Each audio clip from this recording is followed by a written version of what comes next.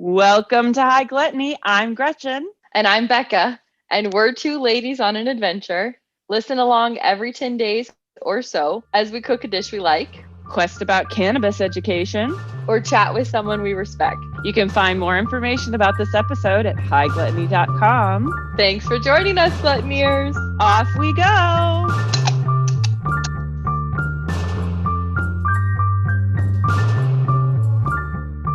Gretchen, I am fired up today. I'm drinking straight whiskey. And about 2 hours ago, I took 80 milligrams of edibles because we got an email yesterday from our building that the smell of weed was detected outside our apartment. And now we're at risk for eviction because there's a stupid, I won't commit any crimes clause in our lease. So first of all, this shouldn't be a crime. This shouldn't be a crime anywhere. It shouldn't be a crime no matter how you dice it. It's fucking bullshit that cannabis is not legal everywhere. And more importantly, not decriminalized everywhere. And what's happening to me is kind of a small part of all of that mess. And I'm still furious.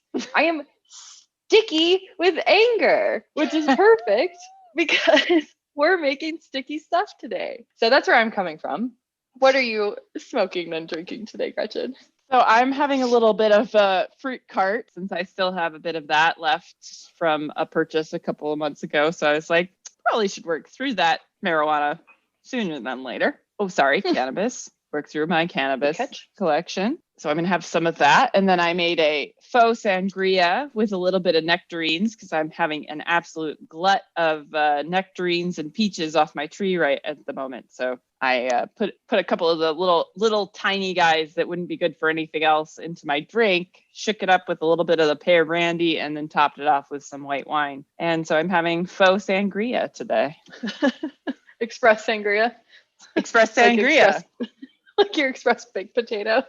We like things fast over here at Gretchen's house. Fast and I was going to say cheap, but I was like, no, that's not right. Fast is sort of expensive. But while I have hit off my bowl, why don't you tell us about our sticky food situation today? Gretchen mentioned nectarines, and we are going to be making a recipe from Food and Wine, kind of loosely based off Food and Wine. Obviously, Gretchen's been making this stuff for a long time, so we'd really just follow her guidance for the most part. But we're going to make nectarine jam and nectarines in syrup, which is exciting because you get fruit and you get a tasty syrup for other uses. Today, we'll be using nectarines, sugar, lemon, ginger, pectin, and water. That's pretty much it. I think people are a little intimidated by preserving fruit and things like that. And it's not as serious as all that. Like sometimes well, I'm one of those people. So yeah. Well, that's why you're here with me, who is the queen of canning, at least canning jam. That's my main canning experience that I can bring to this table. But jam itself is a world level 1 recipe, and nectarines and syrup are even more of a level world 1 recipe, especially if you're not planning to actually can them. The can episode, everybody. Talk about what you can, what you can't. No. The word can is going to come up a lot in this episode. Take a puff, take a drink every time we say can. This is the High Gluttony drinking game. We'll tell you the special word at the beginning of every episode. Today it's can. So we're going to try and show you that canning can be a little bit easier than most people thought, and that anyone can do it. It's simple. Don't overthink it. That might be part of everyone's. That's my problem. I overthink everything. Same. Yeah, same. Not as hard as we make things out to be, as is the case with most things. It's not usually as tough as our mind projects or predicts it to be. Labor intensive, especially when you get into the canning part of the situation. But we'll talk about that in just a second. Great. Gretchen, I'm guessing that you learned a bunch of shit when you were researching for this episode, as usual. What do you think is something that we should know before we get started? I wanted to give you some shit I didn't know before about nectarines and peaches. thought I was fairly well versed, and turns out, nah, not at all. Let's start out with some basic, more general fruit facts. Because once I read something that said peaches and nectarines do not get any sweeter once they leave the tree, I was like, well, no, duh. Relating this to wine grape, there's a reason you call it like hang time for grapes. You got to leave it on and let that sugar develop. And that's a really important part of making wine, is because you have to let that sugar develop, because that dictates your alcohol content, or, well, for any fermentation, because your yeast needs food. But nectarines and peaches, while most people tend to let them sort of, this is not ripen at room temperature. I was going to call it aging, but I was like, we're not aging fruit here. How old do you think your nectarines are at this point, mentally, Gretchen? Teenagers? Are they adults? I mean, we're getting into granny stages at this point.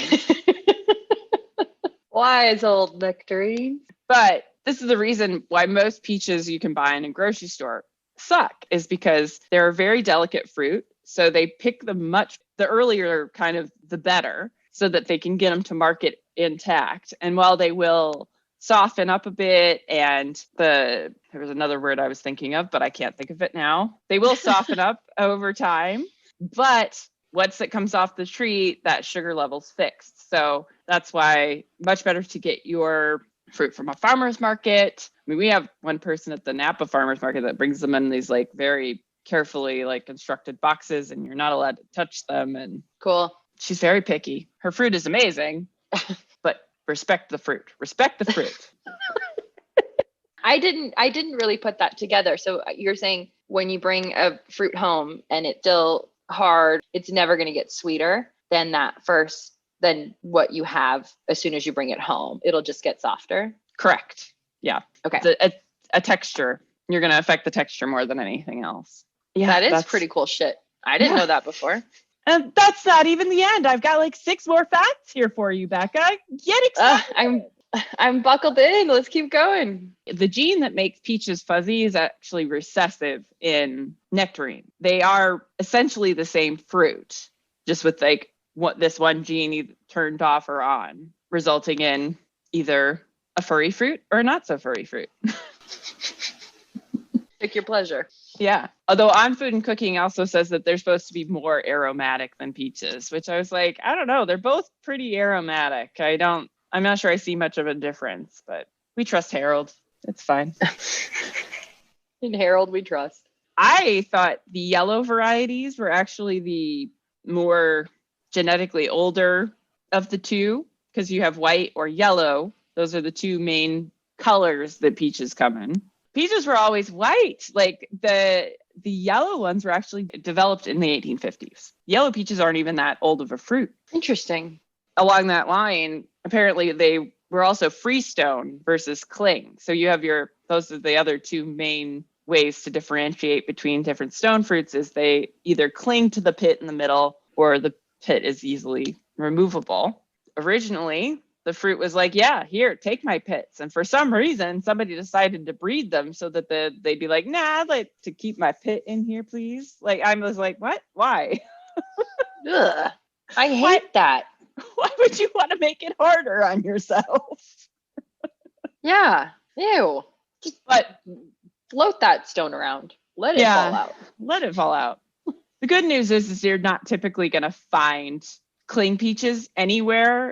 They're used mostly in industrial canning operations. So likely Dole's the one that comes to front of mind first. Mm-hmm. You probably won't have to worry about that. But I didn't know that was a thing. I didn't know there was a difference between freestone and cling. You can't really tell on the surface, right? Or on the exterior. There's no way to know. No, aside from the fact that most cling peaches, I think, are very yellow, where the freestone ones tend to have that like yellow and peachy, or white and peachy kind of color. That it's like a red blush, almost like to them. Yeah, almost like a pink. Mm-hmm. A nice color. They have a nice color. I like the color. Yeah, I found a really cute little donut peach that has a really pretty color on the outside. It's really cute. I have to say that donut peaches to me, I'm like, they're fashion peaches. Like, what's the point? It's very silly. It just looks like someone sat on a regular peach and just squished it. Like, makes no sense to me. I just got one. I was like, well, this is a cute little thing. I'll just take this with me. For visuals. Yeah. Visuals are fine. I've definitely bought donut or I've also seen them called like Galaxy peaches or like Saturn peaches. I think I've seen before, something like that. Cool. How should we store these things? Well, you don't want to store them below 48 degrees Fahrenheit because below that temperature, it inhibits the breakdown of the natural pectin in the fruit, and you'll end up with a mealy kind of texture, which is probably fine if you're going to cook it. But if you just want to eat it, then mealy peaches, gross. The idea is offensive to me. How dare they? Another point, because peaches and nectarines have a pretty thin skin, similar to like strawberries. One of those things, it's better to go organic when you can. Even better if you can grow them yourself, because then you know exactly what's been put on them. Okay. Because you won't have as much stuff you don't really want to be eating that is absorbed through the skin of your fruit. Got it. And the thing I learned this morning, because I started reading a bunch of stuff about how to grow it, because I was like, maybe we should talk about growing them. And I was like, nope, no. Gretchen, rein it in. We got a lot of shit to talk about. You can't go down that hole too. Is planting chives and garlic around the base of your stone fruit trees will help keep some of the pests away and may also help prevent leaf curl, which is one of the most common and annoying diseases. That's very cool then. So you'll try it? Yeah, I'm gonna try it. I have chives growing all over my garden. I was like, okay, so we got to get rid of my salad burnet garden that's around my main peach tree here and just put all my alliums under there instead. So see if maybe I can get to no leaf curl at some point. But apparently it's also spread by rain. So I was like, well, that seems like it shouldn't actually have anything to do with anything. But but if you say so, Wikipedia. No, just kidding. I don't know what your source is. That either came from the Food Lover's Garden or the thing my brother sent me about pruning nectarine trees. I'm not sure exactly which. I'm excited because if I can get the pests to stay out of my trees, that'd be awesome. Yeah, those are your fruit trees. Because I don't have enough shit to do. Yeah, you'll replant your whole garden. Sorry, Gluttons, we got to take a real break. Gretchen's redoing her whole lawn, her whole yard. Yeah. We had originally wanted to do peaches. We decided on peaches. We were moving forward with peaches. We were waiting till your peaches were ready. And I ordered peaches from the store and nectarines showed up. So you had already said there's not really a difference between the two. So today we're only using nectarines, but we're going to split them up into two methods. What are our projects? So we've got the nectarines and syrup that we're doing because we wanted to make something that could go on top of the fleur-de-lis that we made last time. And we're also going to make jam because it's jam. Jam can go on ice cream. Jam can go on toast. Jam's our favorite. My mouth. Yeah. I was going to say jam's our favorite thing from coast to coast, and make a little rhyme there. So it's syruping and we're jamming today. Syruping and jamming. Nice. So yeah, it's exciting. And I forced you to do it because I have so many peaches coming in. I was like, going to have to make jam this year since I abandoned all canning last year. I have obligations to can this year. It's not really a summer for you if you're not canning a bunch of fruit. Making way more jam than anyone wants to eat. That's really my whole summer. Most years until we started this podcast, and now it's totally different scenario. So. Can you talk me through how canning works? What does that typically look like? Canning is a method of preserving food, and the process works by expelling the air from the inside of the container, which inhibits any bacterial or moldy growth that would happen on your food normally. The only thing that will never get moldy is honey. Never? No, it's the only food that will actually last forever. They found jars from like ancient Egypt, sealed, totally edible. Awesome. In pristine shape, like it had just been put in a jar yesterday. I love that so much. I'm gonna have to look up the name of the show that I originally learned that from. It's the one, it was like on the Discovery Channel, where it was like basically like it would show you like after people were gone, it was called like something like After Humans Die or something. I mean, that was definitely not. The Discovery Channel didn't name their episode. Yeah, they were just like, After Humans Are Dead. After humans are gone, this is what is going to happen to all their shit, It's a general gist of the show, with less profanities, of course. Sure. But most other foods, if there's air, light, and food, it's going to attract bacteria and fungus and have things grow on it. So canning's not 100% foolproof, because you can get stuff that spoils. But the idea is to make it last a lot longer than it would under normal circumstances. So typically, you can do two types of canning. There's hot and cold pack. I've exclusively worked with hot pack, which is just really taking the hot food and putting it into hot jars. And then mostly I'm used to working with 2-piece lids. So you have what you call the band and then the actual lid part that seals. You just want to tighten that on finger tight, so like barely tight. And what you're trying to do is allow air to escape, but not let water get into the jar. Every so often, this does not go 100% up to plan. I think I've pretty much only had this happen to me like 4 or 5 times in my life. And I've done a lot of canning. Yeah, that's a pretty good ratio. And you can't tighten it down too much. Otherwise, if the air can't escape, your jar is going to explode. So minor detail. Just barely tightened. You put it, fully submerge it in water. And for jam, you let it process for about 8 minutes. And then you pull it out. And what you should have happen within a few, like 15 to 20 minutes at the most of pulling it out of your hot water processing, is you'll hear that lid pop down. You know that on cans, that like the button that's like, if this button is up, it's bad. So most canning jars have a similar thing to show you when it's sealed.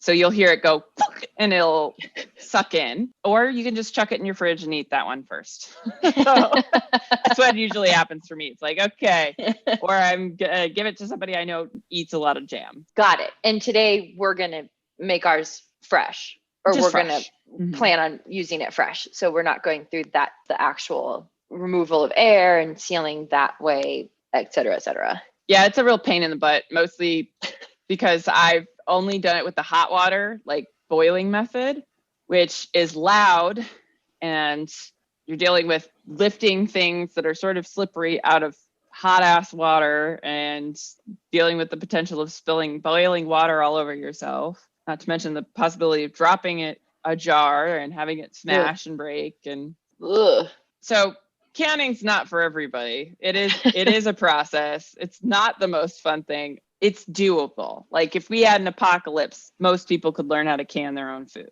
Can you tell me the difference between jam and jelly? This is something I've always wondered. And when I tell you, you're just going to be like, that's it? Yeah. So jam has the fruit pulp in it. Jelly is made with just juice from the fruit. So nutritionally, jam's actually a little bit better for you because you're getting like your fiber and whatever else that gets left in there. What? Hi. What? We have a visitor. I have a visitor. I have a ginger sitting next to me, like waving at me right now. Oh, she's been very funny today. Come on. You want to come sit in my lap? We don't get a ginger visit that often, Gluttoniers. Ginger's one of Gretchen's cats. Yes. She doesn't usually come over while I'm recording to wave at me. But so yeah, that's the big mystery of jam versus jelly is mystery of the universe. Juice or whole fruit. Yeah. Oh my gosh, so simple. I love it. That's great. I feel like I probably do a lot of jelly then, purchasing in the store. I am also a little bit more partial to jelly, sort of. Especially for things that have a lot of seeds, like same. We both hate seeds. Yeah. Blackberry and raspberry. Ugh. I'm like, oh God, please stop with the seeds. I agree. Yeah. Get them the fuck out of there. So I always make my blackberry jam without seed. For a long time, did not de-seed it because I kept following the recipes. I'll follow the recipe, and I was like, no. Actually, I can do whatever the fuck I want.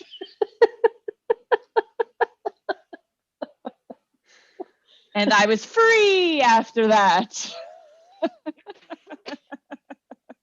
Let seedless jam be your guide.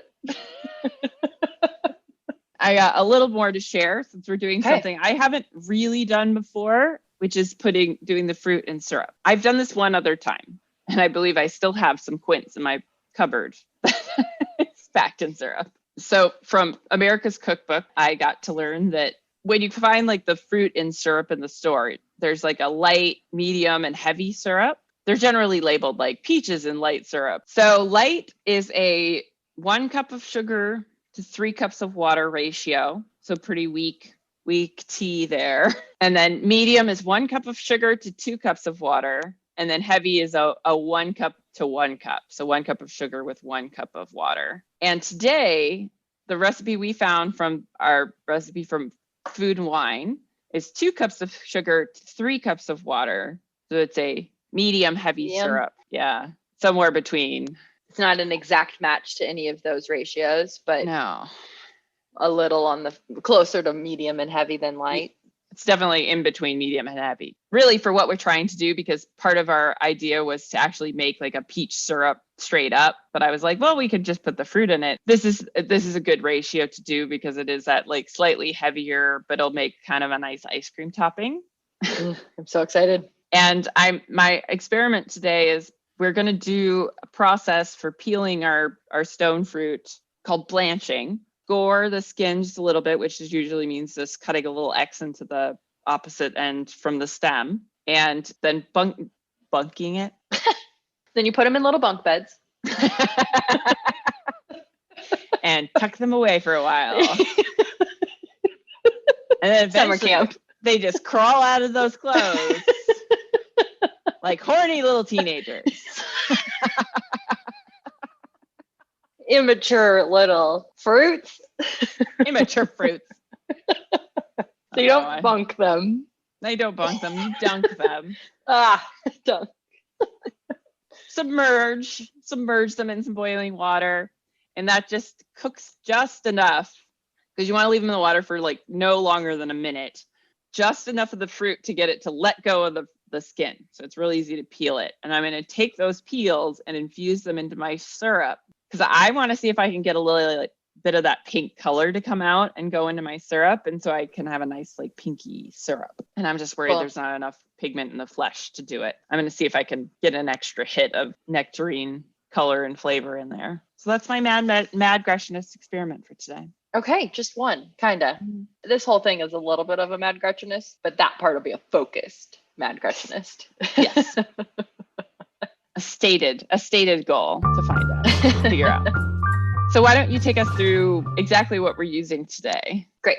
Before I say everything we're going to use today, though, I want to talk us through real quick just how I understand what we're going to do with the fruit itself. So we're going to boil it all at the same time and then peel it. And then part of it we'll use for the syrup and part of it we'll use for the jam.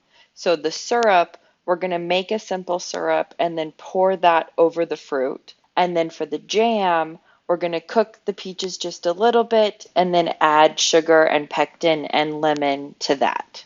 And then for our nectarines in syrup and jam, we're going to be using about 5 to 8 nectarines. We're in total. We'll use 4 cups of sugar. We'll use a to be determined amount of pectin. Can you real quick, I'm going to read these, but can you give me like a one-line or two about what pectin is before we move on? So let me finish reading these, and then if you could help me with that. So a little bit of pectin, 3 cups of water, up to a 1/4 cup of lemon. This will be in flux too. And then some ginger that we're going to put in with the syrup. So what is pectin? This is new to me. I know you were very concerned when I said pectin because you were thinking gelatin. Right. Which it is. It's a very similar process, actually. It's molecule in the fruit that when cooked makes the fruit gel a little bit. Your fruits that are highest in pectin, cranberries, they are very high in pectin. So it's like, yeah, they hold their whole shape and then just shiver. Yeah. You also have your apples and pretty much everything in that family. Citrus fruits, particularly in the rind, there's a lot of pectin.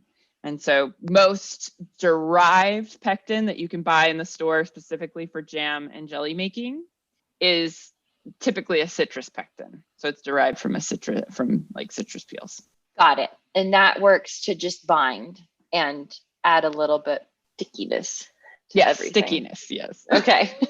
It's a thickening agent because that's all you really need for a jam, is because you've got your pulp from the fruit that's providing part of your body. And so you just need a little extra to kind of bring everything together. Like my orange. Little cat update. Gretchen's cat Ginger has moved up to her lap, and now the majority of Gretchen's face is covered in a tail. Yeah. Gonna be a problem. Like a little orange striped dick in my Yes. Well, could you be so lucky? That's a big tail. I don't know. I'd be more happy with more girth. Length is not what I'm here for. I'm here for anyway. You need a little more pectin in there. A little more pectin in there. Yeah, back we to said the path sticky. Here. We said sticky. We're going to start with the blanching, right? Correct. That's our first step. And then First. we'll divide the fruit from there into what will be used for the jam and what will be used for the syrup. Correct. Okay, so first we score them. Mm-hmm. X marks the spot.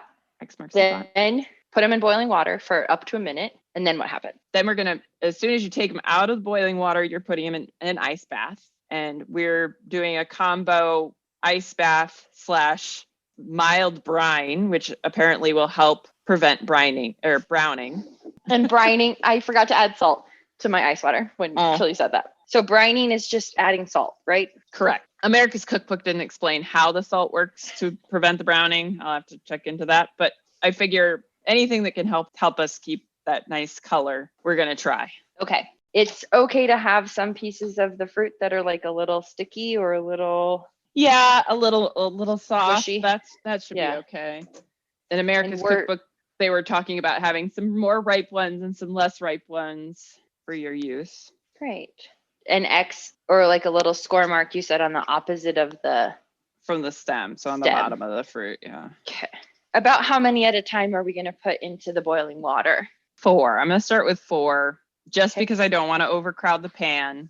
Because if you put too many in at a time, it's going to lower down the temperature of your water. You're going to be forced to cook it for longer, which is going to affect the ability of getting that skin off, or you're going to take more flesh with it than you want. Better to get it in really hot water so that it's quicker. You don't want it to take longer. Really hot water, super boiling, get it in there, try to get it out. I got it. I get stuff sometimes when you explain it. I'm glad. All right, I'm going to take a little hit here. Okay. And then I'm going to head over to the stove so we can get started. I am using my slotted spoon to help me lower these in, so I'm not having to chuck them in and like have splash back in my face. Okay, so you're going to try to go pretty quick with all 4? Yes, I've got 4 in my right now. The first one I put in here, I'm already starting to see the skin split a little bit. And then I have one that I actually took some, spots off the side because they were like a little bit moldy. You can see the skin starting to pull away from those cut places. So like even where I scored it, I'm starting to see some action. 30 seconds, so I'm starting to pull mine out. Okay. So that separation is an indicator of it being pretty much ready. Right. Or close. Yes. That you should be able to get that off. Okay, I'm starting to remove my first 4 from the water. I'm seeing a little bit of that pulling away at the gore. I got a bunch of apricots this week in the CSA, so I might do this again tomorrow with some apricots. You could make some really nice apricot jam. Well, I left my my nectarines in way too long the second time. Oops. Got distracted. So I'm gonna do a couple more pieces of fruit just to, because I've are you got gonna a do lot. like all of them? Like 8, I mean? Oh yes, I've done all. I've done all 8 of my original. Okay, I'm gonna put my second 4 in. And now I'm putting my 3rd round of fruit in. Okay. So my skin just came right off. Nice. Okay, so blanching, then then ice bath, then peeling. Yep. And the skin should come right off real easy. If it doesn't, dunk it back in the water for a few more seconds and cool it down again and try again. I mean, there's a certain sort of limitation, but Sure. There's a little too much boiling that can happen. yes. How do you correct? How do you know when that's happened? if you're just like, if the fruit is falling apart more than Okay. peeling, you've probably gone too far. Okay. I don't know why that's so funny. It doesn't matter. I don't care. I'm just glad it's funny. All right, Okay. so I've just taken it all out. Okay. Leave the water boiling. Turn it off. Okay. Once I've peeled it, it goes back in the ice bath, or it. Yeah, I'm just putting the back in the ice bath to sit in the brine for a couple minutes. Got it. Is brine just salt? When people say I'm brining a turkey, is that always just salt, or is it other spices? It could be other spices. It's generally salt and sugar. These peels are coming off really easily. It's it's pretty satisfying. I know, right? Yeah. So you could do this if you want to can tomatoes. You can do this to the tomatoes and remove the skins from the tomatoes really easily.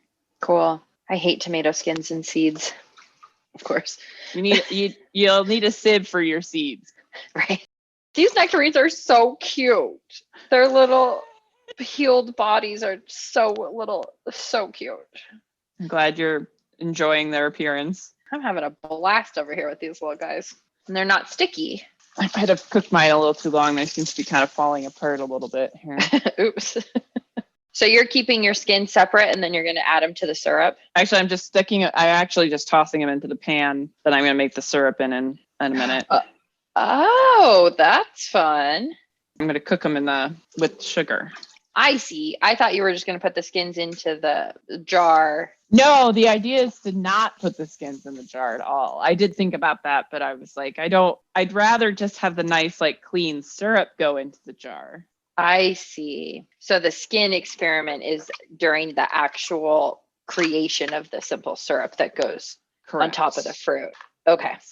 I've got my sugar in my pan. I'm adding my water to it. Okay. I need to do that. It's going to be pretty. It's already turning pink. Remind me again of the ratio for the simple syrup, 2 to 3. Yes. 2 cups sugar. I add sugar and then I add water to this pan and turn the temperature up to medium. It just really has to come to a boil and it doesn't have to be fast. Okay. Especially since we're going to work on getting our fruit ready to go. Are you having your fruit? Yes, that's what I'm mangling mine a little bit here because These are clinging. Mine are lovely freestone. I'm just pulling the pits out of the centers really easily. I pulled out about 5 pieces to put in this jar. I have the 20-ounce jar currently filling up. Looks like 5 is going to be pretty much the right amount. I do know this is not going to use up all of my syrup that I'm making. Your simple syrup? Yeah. You can quarter these. You can do any size fruit you want. Just doing halves is the easiest. Yeah, that makes sense. I'm kind of quartering and kind of just ending up cutting around the pit at this point because I can't. It's really hard to pull it apart. Yours probably aren't as ripe as mine because yours came from the grocery store. Yeah. It almost doesn't even look like a pit. It's just part of it. So yeah, 4.5. I ended up with 4.5. Okay. That you'll use for the syrup. Yeah. Nice. I check on my syrup over here. Is it important to get the jar all the way full or does it really matter? America's Cookbook said that the full jars look the prettiest. Well, that's true. Maybe I'll have to put it in a smaller jar then. You know what I say to that. I'm never going to pick things like that due to aesthetics. So. Right. That's not the Gretchen philosophy. Nope. Fuck that noise. Okay, switch to a smaller jar. There you go. That looks all good. full. Perfect. All right, and I'm just going to go ahead. I'm still waiting for my sugar water to boil. I'm just going to start mashing up my fruit for my jam. How mashed are we talking here? I mean, I'm just going to rip it off lightly mashed, smaller chunks. But what I'm going to do is I just take the peach and the nectarine. Sorry, nectarine. I'm very committed to this peach thing. I know. I'm just confusing myself or I'm getting confused. And just sort of ripping it in pieces off of the pit and putting it into my container. not like a real designated size, but Just kind of breaking up that flesh a little. yeah, because it'll break down. It'll continue to break down while it cooks. Got it. So you just don't want it like in big chunks, basically. Right. Okay. My sugar water is boiling. Looks like mine is probably too. Yep, mine is boiling. Oh, I got a nice pink hue going on here. From the skin. Mm-hmm. Fun. Exactly what I wanted. Awesome. Should I add my fruit to the water? Sugar water? The skins, you mean? Oh, right. No, right. Nope. I know what we're doing. Yeah. You forgot for a second. Yep. I was skipping ahead to adding the fruit here, but we're pouring this over the nectarines in the jar already. Right. Yeah. Got it. I'm doing my syrup here. Pouring it over your fruit. Okay. Are you turning it off heat then once it's ready? Okay. Yes. And I have fucking buttloads of syrup left. Okay. Same. I could only add about 1 cup of liquid. Yep. That's exactly what I got in there.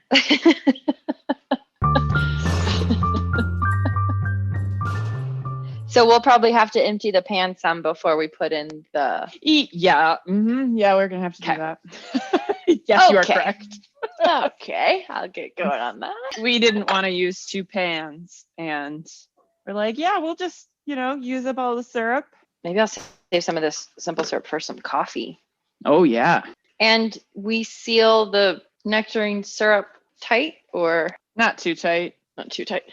Earlier we said, and to be determined amount of pectin, because we weren't really sure of what kind of volume we'd have of fruit at this point, right? Correct.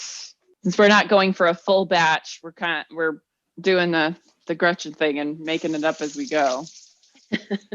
I always have to look at the little pamphlet, which you should always do is use the instruction on your pectin since they're all a little bit different. Okay. So mine, I like to use Pomona's universal pectin. You can use it in lower sugar recipes. So if you're concerned about sugar consumption or anything like that, this is a good option because all pectin requires sugar. So they'll usually give you like a ratio of you need this much prepared fruit for this much sugar and this much pectin and this much if there's anything else that you need to add. This says traditional jam, you would use 1.5 tablespoons. Okay, that sounds right. And how much fruit does it say for the 1.5 tablespoons? Okay, for every 2 8-ounce half pints of jam, you'll need 1.5 tablespoons. But it doesn't tell you like what the fruit proportion should be? I mean, that's basically 2 cups of fruit, but... No, the recipe says 2 cups of fruit and 6 tablespoons of pectin. All right, well, then we'll talk about... We'll read from my... What does yours say? So this one comes with a really nice... As they come with this nice chart sort of thing. So their general ratio for jam, like we are doing today, is for 4 cups of mashed fruit. You'll need 2 teaspoons of pectin, and then because this is special and uses calcium water, I need 2 teaspoons of calcium water for 4 cups of fruit. And then for the sweetener, which we're using sugar, you can use anywhere from 3/4 of a cup to 2 cups of sugar for this with this Pomona. I'm annoyed at your pectin container right now. I'm not giving you adequate instructions. I think I have about 2 cups of fruit. So what was that ratio? So it's 4 cups of fruit to 2 teaspoons of pectin. So we would do one teaspoon. Okay. Okay. So what happens from here? We finished our syrup. Oh, did you put your ginger in the syrup? I did. Okay. You just put it in whole? Yes. I smashed it and then I put it in there. Okay. So I'm sorry, that was 1 teaspoon, right? Not tablespoon? Correct. I mean, the worst thing that's going to happen if you put too much pectin in there is it'll be much firmer. So, okay. So not ideal, but definitely still edible. Edible, yeah. It'll be like fruit leather or something like that. All right. So what happens now? So we are going to take our mashed fruit, and so we need 2 tablespoons of lemon juice to go in with our 2 cups of fruit. Okay. Where does my fruit go right now? I just tossed mine in my pan, and then I'm going to add the lemon juice. 2 tablespoons. Correct. All right. What does the lemon do here? Well, it should help balance out the entire mixture, but also help prevent browning. But you could also just buy citric acid to use as well if you don't want like a lemon flavor to it. Okay. So I've added my fruit. I'm going to use a silicone coated spoon to stir this. What temperature is this supposed to be at? I'm going to do medium just to Okay. prevent any potential of it getting too hot too fast and burning. Nectarines and lemon, medium temperature. What happens now? I'm going to measure out my sugar. So I'm going to use 3/4 of a cup of sugar for my 2 cups of fruit. 3/4 of a cup of sugar. Okay. And then I'm going to measure my pectin into the sugar and mix them together. Oh shoot! I added my sugar to the nectarines. Can you get it out? Mm-mm. Okay. You're going to add a little extra sugar. Okay. Shiitake. So just like another 1/4 of a cup. You just need something so that it doesn't clump together right away. Okay. So add the pectin to sugar. Right. Mix it up. Yep. I added that. Is that okay? No, stop. Shit. It has to boil first. God damn it. What do I do? I think you'll be okay. Well, Whisk it okay. mix it together real well. Okay. Okay. Oh my God. Sorry. What should happen from here? I put my fruit in the pan. I did my lemon juice in the pan, and I'm bringing it up to a boil. And while I'm waiting for it to come to a boil, that's when I was measuring my sugar and pectin, which I mixed together. And once my fruit gets to a boil, then I'm going to add my pectin. I see. Now, am I 100% certain that you have to do it that way? No. So yours might be totally fine. Okay, we'll see. We will find out what the effect is. Yep. Done your own Mad Becca-ist experiment. All right, so I'm just starting to boil around the edges here. So I mixed in my sugar and pectin mixture. Okay. And it's just coming up to a boil again. All right. Mine's boiling too. Okay, so as you're starting to thicken, are you seeing some thickness come in? I think so. The nice thing about doing jam is that you don't usually have to worry quite as much about like getting it right. Whereas jelly, you have to be really specific about getting the right amount of pectin in there so that it will jelly. I see. Because because you don't have the meat of the fruit, so you need the pectin as the binder.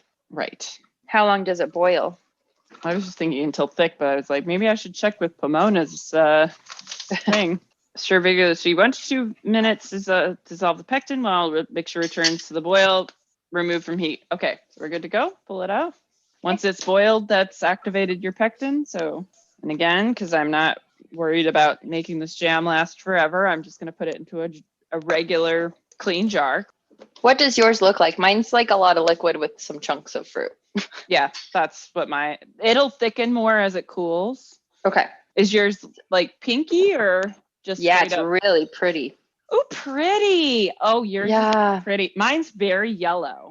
Interesting. Yeah. Yeah, these were pretty pink. I ended up with about 3 cups total of jam. Nice. And that's it. That's it. We did it. Nectarine syrup and jam. See? Not that hard. Not that hard at all. We'll see how it turns out, though, with my pectin mishap. I think you'll be okay. Okay. Thank you for walking me through all that. Really learned a lot, as always. Made a few mistakes, as always, and it'll be delicious, as always. Hey, I'm sure it'll be edible, as I always say. At least edible. I'll have to report back. Yeah, stay tuned. Time travel time. Have we both used these items since we stopped recording last time we met? Well, yes. I kind of can't stop eating the jam. But notably, I made a really tasty almond butter and nectarine jam sandwich for breakfast the other day. Yum.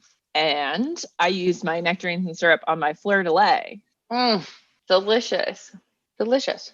I sort of used both of them. I used the jam more than I used the syrup, and I mostly just made a lot of toast with a shitload of butter and then the nectarine jam on top as like a dessert throughout the week, which was so good.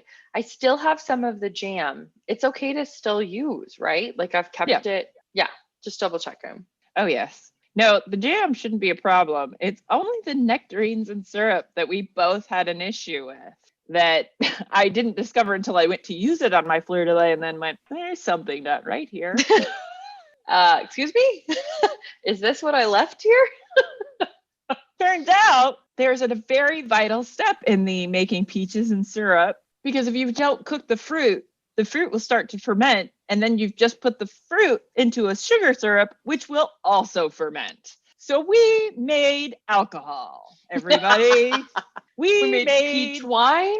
Peach beer? What do we... Peach mead, I think, would be kind of a more accurate description. Yeah. Not ideal. And it was peach ginger. I guess it would be kind of a beer, yeah, like peach ginger beer. Not what we expected for our fleur de lis topping. Yeah, I was pretty perplexed because I was like, is this just spicier than I wanted it to be? I was like, no, it feels like it's bubbling. Why is that? Why would it be bubbling? Strange things are afoot here. And I thought I'd seen some bubbles in it, but I just thought that was bubbles settling out of like from underneath the fruit. No, it was not. No. I'm with you. I took the lid off the first time I was about to use it, and I noticed that things started like rising up past the sides of the jar. And I was like, oh, that's probably not supposed to happen. So I just set it in the sink for a while until it had bubbled up and out enough. And then I tasted it and I was like, I'm not so sure I should use this. Like I don't know if this is what we were going for here. It wasn't. It wasn't. It's safe to eat, but okay, got it. Pleasant, not always. Like a wild fermentation is not always the best thing. An unexpected fermentation. And mine was in the fridge and it still fermented, which I was like kind of amazed at. You're like, really? That was wild. Mine I did put into the freezer. So mine, I decided I would inhibit its further deterioration by putting it in the freezer. And try it again later. Yeah. Oh, well. Well, now we know that. I did want to say, I never found the pit. There was so much cohesion between flesh and pit that I just like cut out around it and really never got to the pit of it. And I was like, fuck this. Like, why aren't stone fruits free floating the way that they're supposed to be? So that made me irritated. I really think yours were just very underripe. Oh. Is probably the main issue. When you get your new place and you can grow stuff outside, we'll get you set up with some mini nectarines or mini fruit trees that you can put in pots so you can take them with you. Yeah, that sounds great. I thought this was a good introduction to jam, and now we know that fun fact about syrup, and jam is easier than I thought it was. And I'm so glad that at High Gluttony headquarters we have a jam expert to make us survive throughout the year with jam, which is so important. Yeah, so important. I wanted to ask, because my nectarine jam is really thick. It's very well set. We might have got a little too much pectin in it. Oh, mine's a little runny. Okay, so yours is probably fine. So I probably just put more in than you. It's not too runny, but I have found that I've been just like picking out the big chunks of fruit to put on my toast instead of the like liquidy-ish part. Yeah. Mine is quite solid. So cool. So we learned a lot about stone fruit. We learned a lot about fermentation. We learned a lot about jam. It was delicious as always. everything we do is always good, no matter how much we fuck it up. It always tastes good still at the end of the day. So a win. Win, win, win. And we figured out how to make fruit that can fuck you up. If you want that. So Yes, please. Keep exploring. Keep gluttoneering. Follow us on Instagram, Facebook, YouTube, kind of. We appreciate it. We're growing. We're so excited to see our new listeners everywhere. And thank you for joining us, gluttoneers. Off we go. off we go. Oh, I forgot my coconuts. Oh, shake your boobs. Off we go. We lost our coconuts. We only have our boobs.